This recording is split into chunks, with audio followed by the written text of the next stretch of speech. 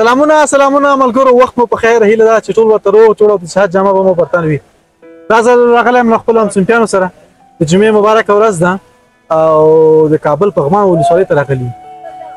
ملګرو سره به هم خبرې اترې لرو او دغه ولاګ به تر اخره سره ګورئ. موږ خپل دیګ میک کوو او تاسو ته به د پغمان د ښکلو درو دغه ټولې ویډیوګانې تر تاسو در رسوم. نو خوا کې مې ظریف خان ده. ظریف خان ستړی مه شې، په خیر راغلی. خیر اوسې وروره. شکر ده، مننه. څنګه ده پغمان هوا؟ نن خو جمعې ورځ هم ده. نن خو دا ښه ابري هوا لري او ښه یخه هوا ده او ماشاءالله ډېر ښایسته او یخې اوبه او ماشاءالله ډېر ښایسته ځای ده. صحیح دی، انشاءالله خوند به ترې اخلو. دا نو دا زمونږ او نمره ده کا د پوهنتون. غني ستړی مه شې، په خیر راغلی. مننه، سلامت اوسې کامرانه، خوشحاله اوسې. اول ځل داسې ماته مو د پغمان طرف ته م راوستی یم او د پغمان ښکله منظره په ما باندې وینئ. نو زه بیخي ورسره ناشنام یم او ډېر خوند ترې اخلم له دې هوا.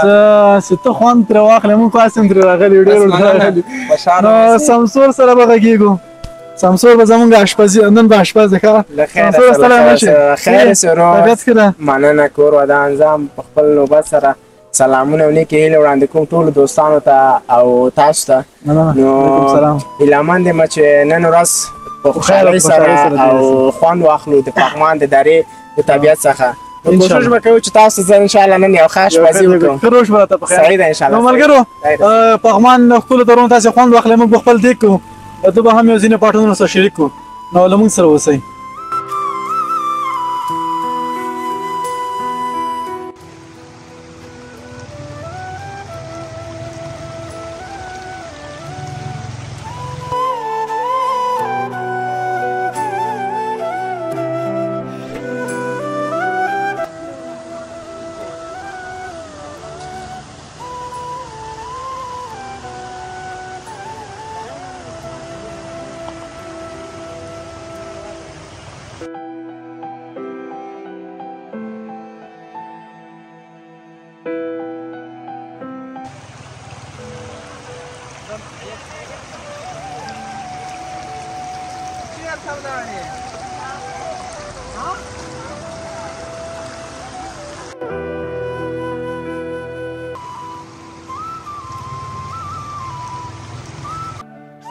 دا غزل د شفیع الله ورور تا ترې ډالۍ وي. وایي ما مې خپل ځان پکې لیدلی وه هنداره وله، له سپوږمۍ سپینه وه ښایسته وه مزېداره وله. ارشاد ارشاد.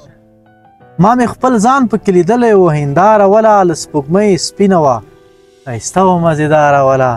زموږ د کلي هغه مسته لیونۍ څه شوله، زما په سر باندې چې مرګ ته هم تیاره وله. ارشاد ارشاد. واه واه واه واه. زموږ د کلي هغه مسته لیونۍ څه شوله، زما په سر باندې چې مرګ ته هم تیاره وله. ښه مو یو بل ته زړونه تش کړل او ټپې مو وکړې، ما سره ناسته له ماښامه تر سهاره وله. ارشاد ارشاد.